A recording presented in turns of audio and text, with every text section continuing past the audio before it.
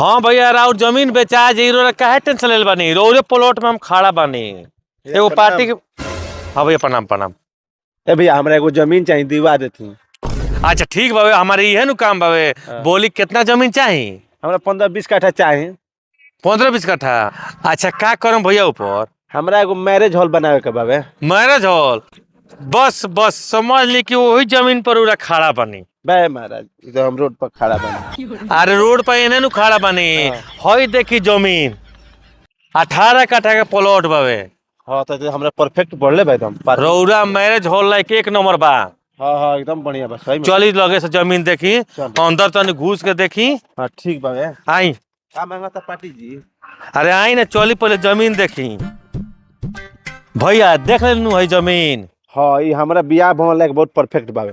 एमे हमर खूब बढ़िया पार्किंग वार्किंग सब बन जाई। हाँ हाँ एकदम बढ़िया बनल भाई जमीन 3 मोहानी पर बा एकदम चौरस जमीन बा यहाँ एकदम परफेक्ट रोड मैरिज हॉल बनी। हाँ हाँ एकदम बात सही बाबे। तो ये जी पार्टी क्या मांगा था जी?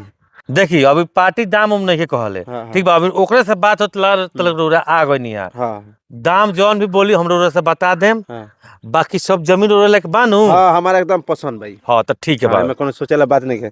सुनी ना जमीन ही हमरे चाहिए। हाँ हैली 20,000 रुपया रौरा होली मनाई ठीक बा। हाँ होली बाद हमरा के लिखवाइए दी के उले। बस बस भैया रौरे होली के बाद ही जमीन होई। हाँ भैया अब के एगो पार्टी से बात होत लवे लेकिन पार्टी पूछत ला जे का मांग बावे। भैया प्रणाम। प्रणाम प्रणाम। अरे महाराज रौरा के कहाँ हम खोज के आ गई नहीं। अच्छा ठीक है भैया फिर हम बतियाओ तनी एगो पार्टी आइल बड़े। हाँ का कहते नहीं भैया ये बताई। कहत तनी कि रौरा कम जमीनिया के कहले नहीं कोई बात भइल है। हाँ बात भइल बावे रौरा जो काम कहे हम लेट करे में। हाँ तो फिर कहाँ देखाव तनी? अरे समझ ले कि वही जमीन पर उरा खड़ा बानी। अच्छा देखी वही जमीन हवे। अच्छा हई जमीन है। हाँ ए महाराज जमीन तो बहुत बढ़िया बा। अच्छा का करम भैया ये बताई। हमरा जी पेट्रोल पंप खोले के बा। पेट्रोल पंप खोले के बा? हाँ ए जी बहुत बढ़िया बा जी। जमीन देख ली कितना चौरस बावे। समझ ली कि पेट्रोल पंप खोले खातिर परफेक्ट जगह बा। ना ना बहुत बढ़िया बा रोड के किनारा बढ़ला हूँ बा। हाँ हाँ आ जगह अभी बहुत बढ़िया बा। तो एकर दाम काम का बतावा तनी? दाम कम देखे पार्टी खोलले नहीं खे लेकिन रौरा का हम जमीन दिवा देम। मैंने पक्का हो जाई नी। हाँ हाँ अरे रेटे से होई महाराज रौरा चिंता मत करिए बात के। देख ले मैंने उन्हें मत करेम। ना ना एकदम एने ओने ना होई रौरे जमीन होकबे करी जान ली। हाँ तो ठीक बा एगो काम करी।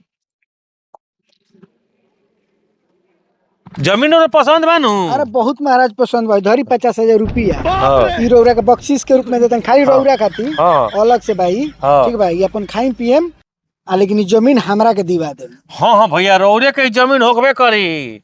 रौरा चल जाई अपना पेट्रोल पंप के कागज पत्र के तैयारी में रही। हाँ तो ठीक बा एकरा के माने एकदम बहके ना देम ठीक बा। हाँ हाँ ठीक है भैया। ठीक बा भैया तब हम चलत तनी। हाँ ठीक बा चली।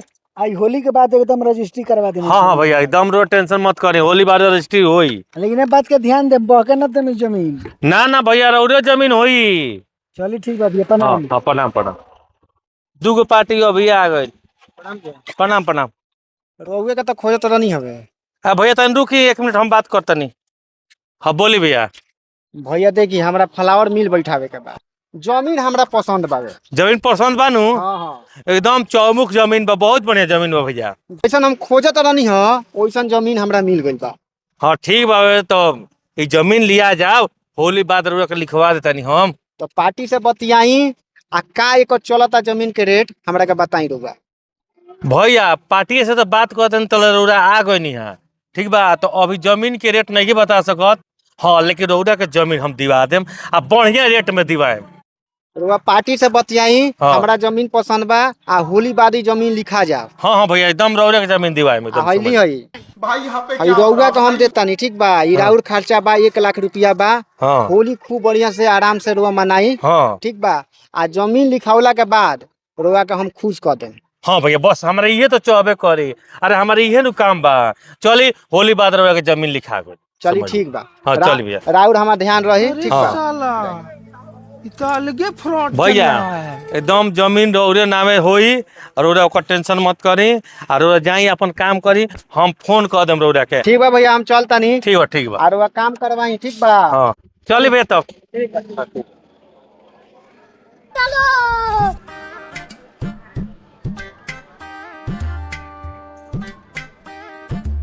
अब ये कौन है बे? ई जमीन मिल जाई नु तो हमारा खूब बढ़िया मैरिज हॉल बनी। अब हमार लागत है कि पेट्रोल पंप पे जी बन जाए। ए हमार फ्लावर मिल खातिर जमीन परफेक्ट बिया। ए महाराज जी तो हम जमीन के दाम कम कइले बानी। जमीन के हम दाम काम कइले बानी। अब बात करते हैं लोग महाराज जी, तो जमीन हम लेते हैं। ए महाराज पगलाइल बानी। ई फ्लावर मिल खातिर हम जमीन के बात कइले बानी। जमीन पर कुछ रुपयो हम देले बानी। ए महाराज रोलो चुप रहिलो तो। हम होली से पहले ही आई रहनी, हम एक दाम कम कॉल ले बनी हम अपन। हमारा ही जमीन लिखाई। केकरा से बतियोले बनी लो? हम नीलकमल दलाल के कुछ पैसा दे के गइल बने जमीनिया खातिर। अरे तो हम का दूसरा से बतियले बानी, उनकरे से हमहू बतियले बानी। आई जमीन हमरा खातिर परफेक्ट बिया। ई जमीन हमरा चाही। ए महाराज हम ओकरा के 20,000 रुपया देले बानी। 20,000? हम 50,000 रुपया 500 के नोट उनकरा के हाथ में दे के गई हम। ए महाराज यहाँ 1 लाख रुपया में दियाइल बा हमकरा के। 1 लाख दियाइल बा। ई जमीन हमरा चाही।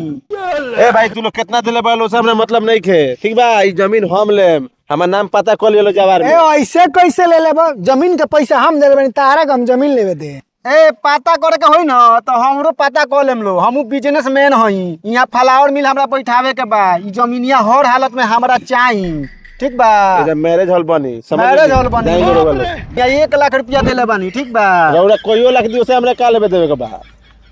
उसे में लेवे देवे के बा? सुनी ना ई जमीनिया हर हालत में हमरा चाही। और ओवा तनी अलगे रही लो। ठीक बा? अलगे? हाँ। और पेट्रोल पंप पे जी खोले के पूरा तैयारी हो गइल बा जानी। खोल के देखाई रहुआ। खोल के तो देखा तनी कैसे के जमीनिया ले लेला। ए भाई तू लोग केतनो हाला कर बोलो नु तो जमीन तो हमरे लिखाई, केहू के बाप से ना रोकाई। तो लिखवा के देखावा तू। ई जमीन हमरा लिखाई। ए महाराज आपस में झगड़ा करने से का फायदा बा? तीनों आदमी नु पैसा देले बानी स, तो तीनों आदमी चल के दलाल के खोजल जाओ। चली चले के खोजल जाओ। चले के भैया। उ तो हमी के तीनों आदमी के बेवकूफ बनैले बा। ई जमीन देखा के। हाँ हाँ चलेगे चलेगे। चले के।